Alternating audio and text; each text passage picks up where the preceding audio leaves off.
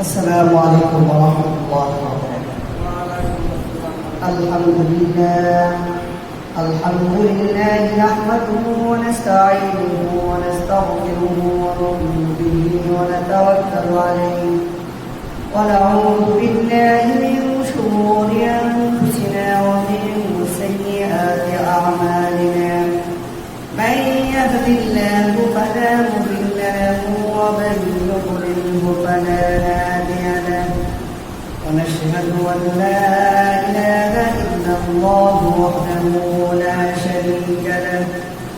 ونشهد أن سيدنا وحبيبنا وطبيبنا ومولانا محمدا عبده ورسوله. وأما بعد فقد قال الله تعالى في كلامه المجيد وفرقانه الحميد: أعوذ بالله من الشيطان الرجيم. بسم الله الرحمن الرحيم. إن الله لا يغفر أن يشرك به ويغفر ما دون ذلك لمن يشاء ومن يشرك بالله فقد ضل ضلالا بعيدا. صدق الله العظيم. আমরা সবাই মোহাম্মদ اللهم صل على محمد وعلى آل محمد كما صليت على إبراهيم وعلى آل إبراهيم إنك حميد مجيد. اللهم بارك على محمد وعلى آل محمد كما باركت على إبراهيم وعلى آل إبراهيم إنك حميد مجيد. সর্বপ্রথম মহান আল্লাহ তাআলার শুকরিয়া আদায় করি, যিনি আমাদেরকে আজ পবিত্র শুক্রবার জুমার দিনে আল্লাহ তাআলার ঘরে আসার বসার তৌফিক দান করেছেন। এই জন্য শুকরিয়া আদায় আমরা সকলে করি আলহামদুলিল্লাহ। আজকে আমি বিগত সময়ে এই আলোচনাটা করেছি, কিন্তু এই আলোচনাটা সময় সংকীর্ণতার কারণে হয়তো সম্পূর্ণটা বিস্তারিতভাবে আলোচনা করতে পারি নাই। তো আজকে সেই আলোচনাটাই, অর্থাৎ আল্লাহ পাক রব্বুল আলামিন এর কাছে যতগুলো গুনাহ আছে, এই সব গুনার মধ্যে সবচেয়ে বড় গুনাহ এবং অন্যতম একটা গুনাহ, যে গুনাহটাকে আল্লাহ পাক রব্বুল আলামিন পবিত্র কোরআন শরীফের মধ্যে বলে দিয়েছেন যে আল্লাহ তাআলা সব গুনাহ ইচ্ছা করলে মাফ করে দিতে পারেন, কিন্তু শিরক, আল্লাহর সাথে শরীক করা এমন একটি গুনাহ যে গুনাহটাকে আল্লাহ তাআলা কখনো মাফ করেন না। যদি বান্দা তওবা করে তাহলে আল্লাহ পাক রব্বুল আলামিন তার গুনাহকে মাফ করেন। তো আজকে সেই শিরক সম্পর্কে আপনাদের সামনে আলোচনা করার চেষ্টা করব। আমরা তৌফিক দিলাম।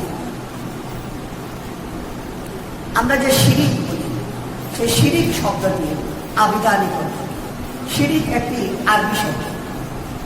আর শিরক, শিন রা কাফ, তিনটি হরফের তিনটি অক্ষরের সমন্বয়ে গঠিত শিরক শব্দটি আবিধানিক অর্থ হল শরীক করা, আল্লাহ তাআলার সাথে কাউকে শরীক করা, অংশীদারিত্ব স্থাপন করা কে বলা হয় শিরক। আল্লাহ পাক রব্বুল আলামিন এই শিরক করাটাকে সবচেয়ে বড় জুলুম, সবচেয়ে বড় অপরাধ, সবচেয়ে বড় অত্যাচার হিসাবে আল্লাহ পাক রব্বুল আলামিন পবিত্র কোরআন শরীফের মধ্যে সেটাকে সাব্যস্ত করেছে। কারণ আল্লাহ পাক রব্বুল আলামিন সূরা লুকমানের 13 নম্বর আয়াতের মধ্যে আল্লাহ পাক রব্বুল আলামিন বলেছেন, ইন্নাশ শিরকা লাযুলমুন আযীম, যে শিরক হলো মারাত্মক এবং চরম একটি জুলুম। তো এই শিরক আমরা জানি শিরিক হলো কি আল্লাহ তাআলার সাথে শরীক সাব্যস্ত করা। এখন এই শিরিকটাকে ফুকাহায়ে কেরাম, মুহাদ্দিসিনে কেরাম, মুফাসসিরিনে কেরাম দুই ভাগে বিভক্ত করেছে। প্রথম নাম্বার হলো শিরকে আকবর, মানে বড় শিরিক, যাকে শরীয়তের ভাষায় বলা হয় শিরকে জলি। আর দুই নাম্বার হলো শিরকে আসগার, মানে ছোট শিরক, যার অপর আরেকটি নাম হলো শিরকে খুফি। এখন শিরকে আকবর হলো আল্লাহ তাআলার সাথে কাউকে শরীক করা, আল্লাহ তাআলার সাথে কাউকে অংশীদারিত্ব স্থাপন করাকে বলা হয় শিরকে আকবর। সেই শিরকে আকবর আবার 4 প্রকারে বিভক্ত। শিরকে আকবর 4 প্রকারে বিভক্ত। প্রথম নাম্বার হলো আল্লাহর জাত, আল্লাহর সত্তার সাথে কাউকে শরীক করা, মানে আল্লাহ একজন আছেন, তার সাথে আল্লাহর জাতের সাথে আল্লাহর সত্তার সাথে অন্য কাউকে শরীক করা। যে শুধু আল্লাহই না, আল্লাহর সাথে অন্য কোনো দেবতা, আল্লাহর সাথে অন্য কোনো মূর্তি, আল্লাহর সাথে অন্য কোনো ব্যক্তি, আল্লাহর সাথে অন্য কোনো জড় পদার্থ শরীক আছেন, এরকম শরীক সাব্যস্ত করা হয় যে আল্লাহর জাত বা আল্লাহর সত্তার সাথে শরীক করা। যেমন হিন্দু সম্প্রদায় আছে 33 কোটি দেবতাকে মানে, এটা কি আল্লাহর জাত বা আল্লাহর সত্তার সাথে শরীক স্থাপন করা হয়েছে। তারপর 2 নাম্বার হলো আল্লাহ তাআলার গুণাবলীতে কাউকে শরীক করা। আল্লাহ রাব্বুল আলামিনের যে গুণাবলীগুলো আছে এগুলোতে অন্য কাউকে শরীক করা। যেমন আল্লাহ তাআলার একটা গুণ হলো আল্লাহ তাআলা সব কিছু শুনেন। কোনো ব্যক্তি যদি বলে যে আল্লাহ তাআলা সবকিছু শুনেন, অমুক ব্যক্তি, অমুক পীর, অমুক ব্যক্তি, এমনকি নবী করিম সাল্লাল্লাহু আলাইহি সাল্লামকে বলে যে নবী করিম সাল্লাল্লাহু আলাইহি সাল্লাম সবকিছু শুনেন, এরকম কথা পৃথিবীর প্রান্তে আনাচে কানাচে যেখানে আছে যা কিছু বলা হয় সবকিছু আল্লাহ তাআলা শুনেন, এবং আল্লাহর সাথে অমুক ব্যক্তি, অমুক নবী, অমুক পীর, মুর্শিদ বা আউলিয়া কেরাম যারা আছে তাদেরকে যদি বলা হয় তাহলে সেটা কি হবে? শিরক হবে। অর্থাৎ আল্লাহর যে গুণাবলীগুলো আছে আল্লাহর সেই গুণাবলীর সাথে অন্য কাউকে শরীক স্থাপন করা যাবে না, অন্য কাউকে শরীক সাব্যস্ত করা যাবে না। যেমন আমাদের সমাজের মধ্যে বা আমাদের ভ্রান্ত আকীদা বিশ্বাসের অনুসারী যারা আছে তারা বলে যেমন কি আলিমুল গায়ব। আলিমুল গায়ব হলো একমাত্র আল্লাহ তাআলা, অর্থাৎ অদৃশ্যের খবর, যেটা চোখে দেখা যায় না, সেই খবর, সেই সংবাদ একমাত্র জানেন আল্লাহ রাব্বুল আলামিন। কেউ যদি বলে যে নবীজি আলিমুল গায়ব, সেটা নবীজিকে কি করা হয় না? সম্মান করা হয় না, বরং নবীজিকে আর কি করা হয়? অসম্মান করা হয়। কেউ যদি বলে যে আল্লাহ রাব্বুল আলামিন সব জায়গায় উপস্থিত আছেন এবং তিনি সব কিছু দেখেন, সেটা হলো আল্লাহ তাআলার গুণ।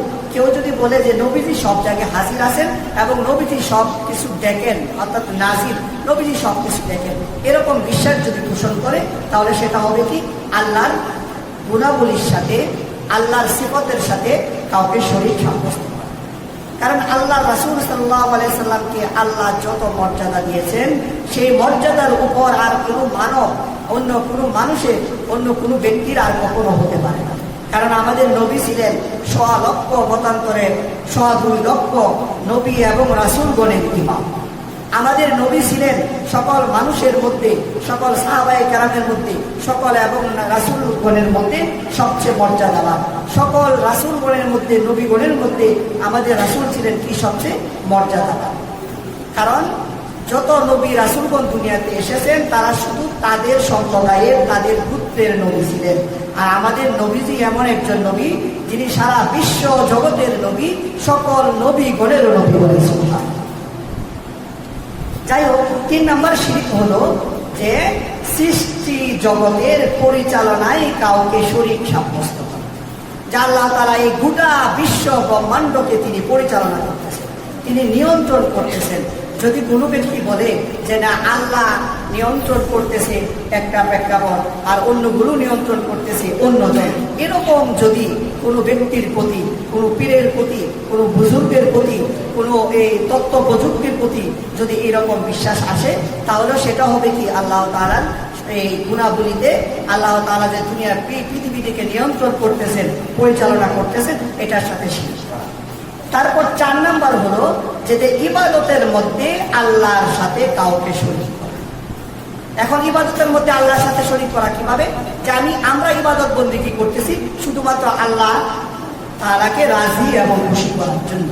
কেউ যদি এটার সাথে অন্য কোনো কিছু মনে করে যে আমার ইবাদত বন্দেগী শুধু আল্লাহকে রাজি খুশি করার জন্য না, বরং এটার মধ্যে কোনো ব্যক্তিকে খুশি করার জন্য, সমাজের মানুষের কাছে ভালো হওয়ার জন্য, বা মানুষ আমাকে ভালো বলবে, এরকম কোনো চিন্তা চেতনা নিয়ে যদি ধারণা নিয়ে কোনো ব্যক্তি যদি আল্লাহ তাআলার এই ইবাদত বন্দেগী করে, তাহলে সেটা হয়ে যাবে কি শিরক। অর্থাৎ ইবাদত হবে একমাত্র আল্লাহ তাআলাকে রাজি খুশি করার জন্য। এখন এই গেল শিরকে আকবর। শিরকে আকবর হলো এই 4 পদ। এখন শিরকে আসগার কি? শিরকে আসগার হচ্ছে ইবাদতে আল্লাহর সন্তুষ্টি ছাড়া অন্য কোনো উদ্দেশ্যকে শামিল করা, বা কোনো বিষয়ে আল্লাহ ছাড়া অন্য কিছুর প্রত্যক্ষ প্রভাব ধারণা রাখা। যেমন ইবাদতের মধ্যে আল্লাহরই যা মাত্র বললাম, ইবাদতের মধ্যে আল্লাহ সন্তুষ্টি ছাড়া অন্য কোনো কিছুর ধারণা করা, যে আমি অমুক ব্যক্তিকে, অমুক এই পীরকে, অমুক ব্যক্তিকে রাজি খুশি করার জন্য, বা তার চোখে ভালো হওয়ার জন্য, কোনো ব্যক্তির চোখে ভালো হওয়ার জন্য কেউ যদি ইবাদত বন্দেগী করে, তাহলে সেটা হবে কি? শিরকে আসগার। যেমন কেউ যদি রূপ দেখানোর জন্য, সমাজের চোখে ভালো হওয়ার জন্য কেউ যদি নামাজ আদায় করে বা রোজা রাখে, বা মানুষে বন্ধ বলবে এই কারণে যদি নামাজ আদায় করে, যদি রোজা রাখে, তাহলে সেটা শিরকের অন্তর্ভুক্ত হবে। বা কোনো কিছুর মধ্যে প্রত্যক্ষ ধারণা করা, অনেকে এরকম করতে পারে যে রূপ ভালো করবেন আল্লাহ, কিন্তু ঔষধটাই আমাকে ভালো করবে। ঔষধটার প্রতি যদি তার প্রত্যক্ষ ধারণা থাকে যে ঔষধ খাইলে আমি ভালো হব, ঔষধ না খাইলে আমি ভালো হব না, আর এই ক্ষেত্রে আমাকে রূপ ভালো করবে কে? ঔষধ। এরকম যদি কেউ ধারণা করে, তাহলে সেটা কি হবে? শিরকে আসগার। এখন শিরকে আসগারের এগুলোর ক্ষেত্রে পবিত্র কোরআন শরীফের মধ্যে এই শিরকে আসগার বা শিরকে আকবার করলে তার গুনাহ কি হবে, তার পাপ কি হবে, এ সম্পর্কে আল্লাহ রাব্বুল আলামিন সূরা লুকমানের এই 13 নম্বর আয়াতের মধ্যে তিনি বলে দিয়েছেন, ইন্না শিরকা লাযুলমুন আযীম, যে শিরিক অর্থাৎ আল্লাহর সাথে শরীক করা হলো একটা চরম জুলুম, মারাত্মক অত্যাচার। আল্লাহ রাব্বুল আলামিন এরকম ভাবে যে ব্যক্তি শিরিক করবে, তার এই শিরিকি গুনাহ ছাড়া আল্লাহ তাআলা তার সব গুনাহ মাফ করে দিবেন, কিন্তু শিরিক গুনাহকে আল্লাহ তাআলা কখনো মাফ করবেন না। এই সম্পর্কে আল্লাহ রাব্বুল আলামিন সূরা নিসার 116 নং আয়াতের মধ্যে তিনি বলে দিয়েছেন, ইন্নাল্লাহা লা ইয়াগফিরু আন ইউশরাকা বিহি ওয়া ইয়াগফিরু মা দুনা যালিকা লিমান ইয়াশা ওয়া মান ইউশরিক বিল্লাহি ফাকাদ যাল্লা যালালান বাঈদা। ইন্নাল্লাহা লা ইয়াগফিরু আন ইউশরাকা বিহি, অর্থাৎ যে ব্যক্তি আল্লাহর সাথে কোনো ব্যক্তিকে, কোনো বস্তুকে বা কোনো কিছুকে, জিনিসকে শরীক সাব্যস্ত করবে, সে ব্যক্তিকে আল্লাহ পাক রব্বুল আলামিন কখনো মাফ করবেন না, কখনো ক্ষমা করবেন না। ওয়া ইয়াগফিরু মা দুনা যালিকা লিমান ইয়াশা, এবং সেই শিরিক গুনাহ ব্যতীত যত গুনাহ আছে যদি আল্লাহ তাআলা ইচ্ছা করেন, তাহলে আল্লাহ তাআলা মাফ করে দিতে পারেন। বলেন সুবহানাল্লাহ। আর যে ব্যক্তি আল্লাহর সাথে কাউকে শরীক করবে, আল্লাহর সাথে শরীক সাব্যস্ত করবে, সে ব্যক্তি অনেক দূরে চলে যাবে। দলালাম বাঈদা, সে দূরবর্তী, পথভ্রষ্ট হয়ে যাবে, সে পথভ্রষ্ট হয়ে অনেক দূরে চলে যাবে। তারপর আল্লাহ পাক রব্বুল আলামিন এই যে ব্যক্তি শিরিক করবে তার জন্য জান্নাতকে হারাম করে দিয়েছেন এবং তার ঠিকানা জাহান্নাম নির্ধারণ করে দিয়েছেন। যা আল্লাহ রাব্বুল আলামিন সূরা মাইদার 72 নং আয়াতের মধ্যে ইরশাদ করেন, ইন্নাহু মাইয়ুশরিক বিল্লাহি ফাকাদ হারামাল্লাহু আলাইহিল জান্নাতা ওয়া মাওয়াহুন নার ওয়া মা লিয-যালিমিনা মিন আনসার। আল্লাহ রাব্বুল আলামিন সেই আয়াতের মধ্যে বলেছেন, ইন্নাহু মাইয়ুশরিক বিল্লাহি, যে ব্যক্তি আল্লাহর সাথে শিরিক করে, শরীক করে, ফাকাদ হারামাল্লাহু আলাইহিল জান্নাতা, আল্লাহ পাক রব্বুল আলামিন তার উপর জান্নাতকে হারাম করে দিয়েছেন। ওয়া মাওয়াহুন নার, এবং তার ঠিকানা নির্ধারণ করে দিয়েছেন জাহান্নাম। ওয়া মা লিয-যালিমিনা মিন আনসার, আর আল্লাহ পাক রব্বুল আলামিন এই জালেমদের, অত্যাচারীদের সাহায্যকারী হন। অর্থাৎ যে ব্যক্তি আল্লাহর সাথে শিরিক করবে সে হয়ে যায় কি? জালেম। আর এই জালেমের জন্য আল্লাহ পাক রব্বুল আলামিন তাকে কখনো কোনো বিপদ আপদে, দুর্ভিক্ষে, মুসিবতে আল্লাহ তাআলা তাকে কি করেন না? সাহায্য করেন। অপর এক আয়াতের মধ্যে দেখেন কি বলেছেন আল্লাহ রাব্বুল আলামিন সূরা হাজ্জের 31 নং আয়াতের মধ্যে তিনি বলে দিয়েছেন অমাইশরিক বিল্লাহি, অর্থাৎ যে ব্যক্তি আল্লাহর সাথে শরীক করে ফাকাআন্নামা হাররা মিনাস সামাই, সে ব্যক্তি এরকম হয়ে যায় সে যেন কি আসমান থেকে পড়ে যায়। ফাকাআন্নামা হাররা মিনাস সামাই, সে যেন আকাশ থেকে পতিত হল। ফাতাখতাফুহু আত-তায়র, অতঃপর কোনো পাখি তাকে চু মেরে নিয়ে যায়। আও তাহবি বিহির রিহ, অথবা কোনো বায়ু কোনো বাতাস তাকে দূরে উড়িয়ে নিয়ে যায়। আও তাহবি বিহির রিহ ফি মাকানিন সাহির, কোথায়? দূরবর্তী কোনো স্থান। অর্থাৎ যে ব্যক্তি শিরিক করলো মনে হয় সে আকাশ থেকে কি পড়ে গেল, পড়ে যাওয়ার পর কোনো পাখি এসে তাকে চু মেরে নিয়ে গেল, অথবা কোনো বাতাস তাকে দূরবর্তী কোনো স্থানে উড়িয়ে নিয়ে গেল। অর্থাৎ যে ব্যক্তি শিরিক করবে সে আল্লাহর জিম্মা থেকে এরকম হয়ে যায়। আল্লাহ তাআলা তাকে কি আর রক্ষণাবেক্ষণ করেন না, আল্লাহ তাআলা তাকে হেফাজত করেন না।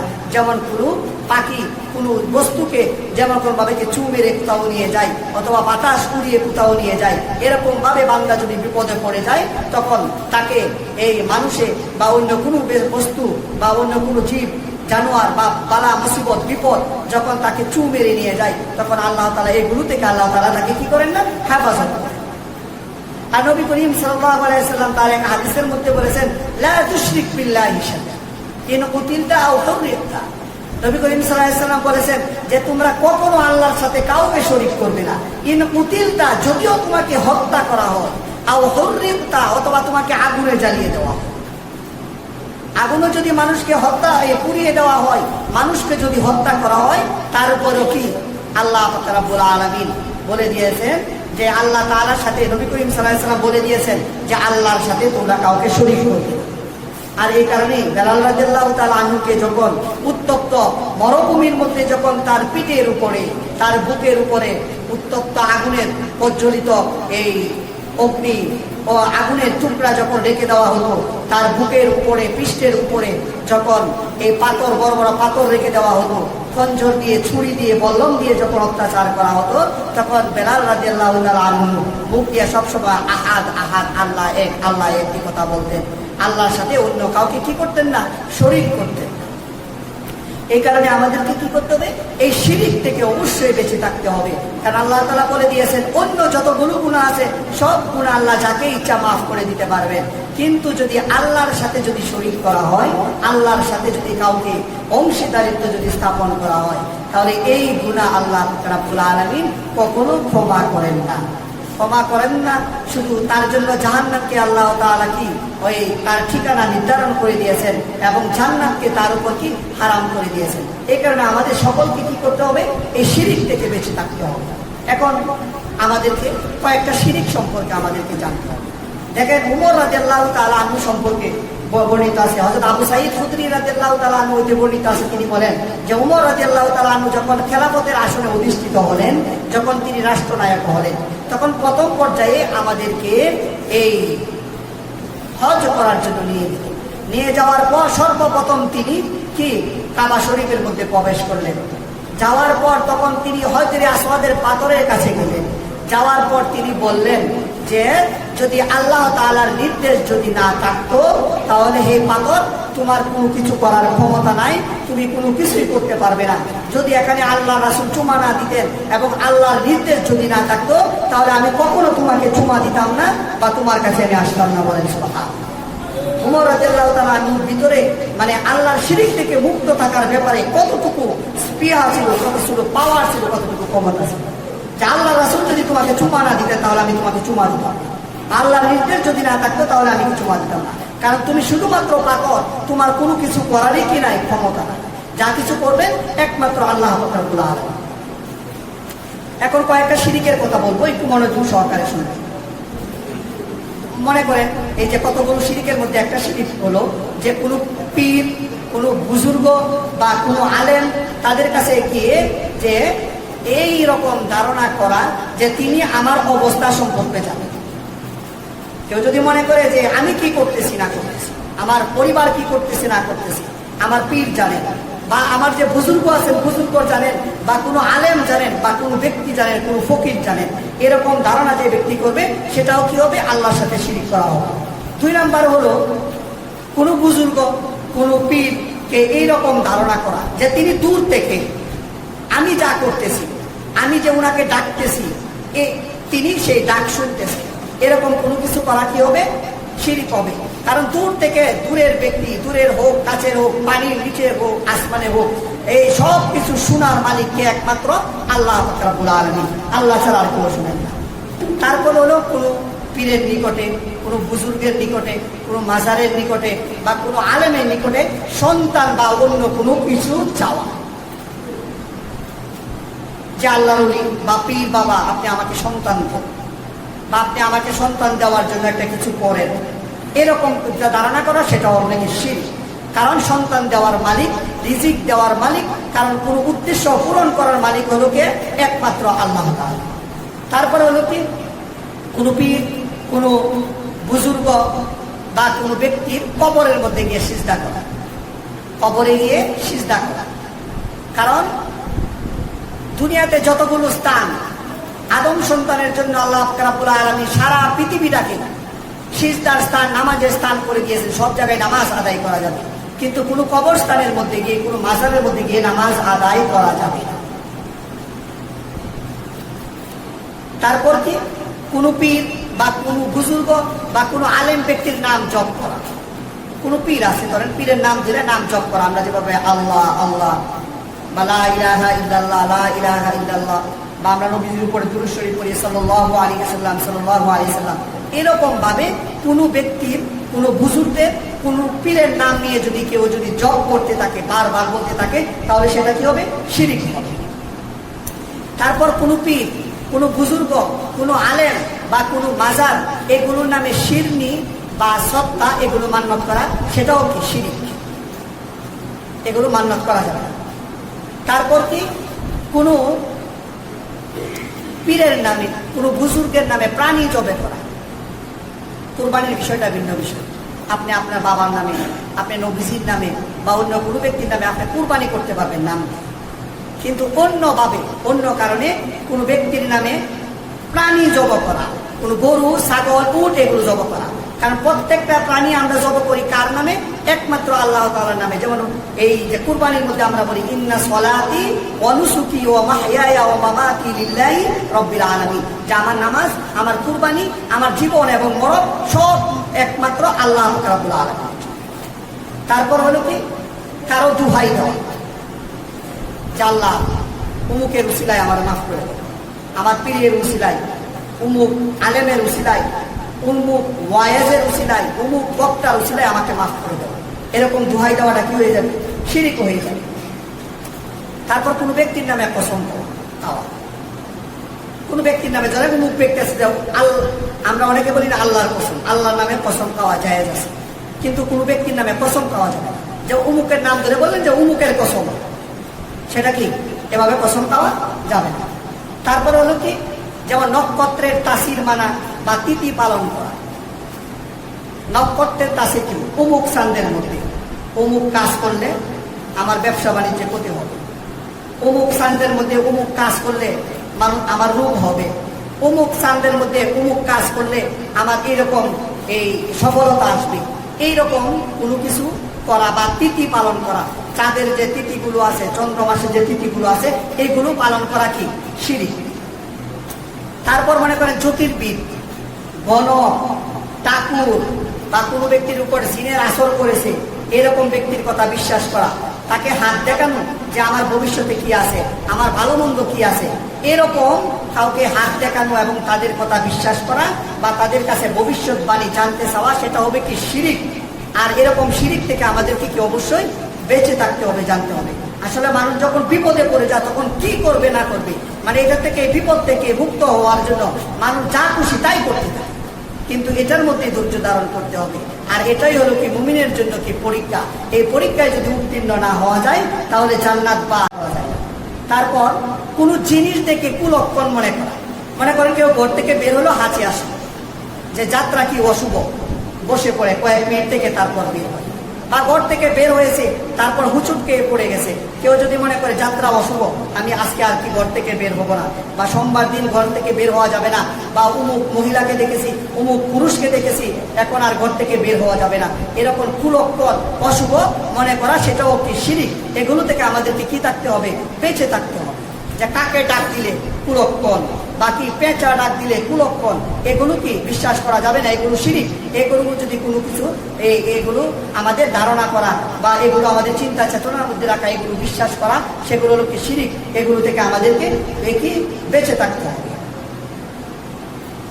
তারপর কোনো দিন বা কোনো মাসকে অশুভ মনে করা, কোনো দিন বা কোনো মাসকে অশুভ মনে করা যাবে না। সব দিন আল্লাহ, সব মাস আল্লাহ, আর ভালো মন্দ করার একমাত্র মালিক হলো কি আল্লাহ পাক রব্বুল আলামিন। এ কারণে এগুলো কি বিশ্বাস করা যাবে না। তারপর আরেকটা কথা বলা, আল্লাহ রাসূলের মর্জি থাকলে কাজটা হয়ে যাবে। হওয়া মালিককে আল্লাহ, কোনো কাজ সম্পন্ন হওয়ার মালিককে, যদি আল্লাহ রাসূল চাইলে কাজটা হবে, সেটা কি হয়ে যাবে? শিরক হয়ে যাবে। কারণ আমি বলতে কি আল্লাহর রাসূল চাইলে মানে কি নবীজি চাইলে, নবীজি চাই না, এরকম যদি কোন ব্যক্তি বলে তাহলে সেটা কি হয়ে যাবে? শিরক হয়ে যাবে। যে আল্লাহর রাসূল চাইলে অমুক কাজটা হবে বা অমুক কাজটা হবে না, বা খুদার রাসূল চাইলে অমুক কাজটা হবে বা অমুক কাজটা ভালো হবে, এরকম বলা যাবে না। কারণ তখন সেটা হইতেছে কি আল্লাহ যে করেন, আল্লাহ সবকিছুর মালিক, সেটা হইতেছে না। তখন সেই দোয়াই যাইতেছে, সেটা করার দেওয়া যাইতেছে কার উপর? আল্লাহ রাসূলের উপর। মানে আল্লাহ রাসূল চাইলে, আল্লাহ রাসূল কোনো কিছু করার মালিক না, বা আল্লাহ রাসূল কোনো কাজ সম্পন্ন করারও মালিক না। আমরা কি আল্লাহ রাসূল সাল্লাল্লাহু আলাইহি ওয়াসাল্লামকে আল্লাহ যে সম্মান, যে ইজ্জত দিয়েছেন, এই মর্যাদা এবং ইজ্জতের উপর আর কোনো ইজ্জত হতে পারে না। কিন্তু আল্লাহর বিশেষ কিছু পাওয়ার আছে, ক্ষমতা আছে, সেটা শুধু আল্লাহর জন্য নির্ধারিত, আল্লাহর জন্য কিছু নির্দিষ্ট, যার ফলে এই কথাগুলো আমাদের বলা যাবে না। তার উপর অনেকে বলে উপরে আল্লাহ নিচে আপনি, আপনি আমার এই কাজটা করুন, উপরে আল্লাহ নিচে আপনি, এরকম কথা অনেকেই বলে। এরকম কথা বলাটাও কি শিরক। তার মানে কি উপর একজনকে মানতেছেন, নিচে আর একজনকে মানতেছেন, সেটা কি হয়ে যাবে? শিরক হয়ে যাবে। যার ফলে এই ধরনের কথাবার্তা থেকে আমাদেরকে বেঁচে থাকতে হবে।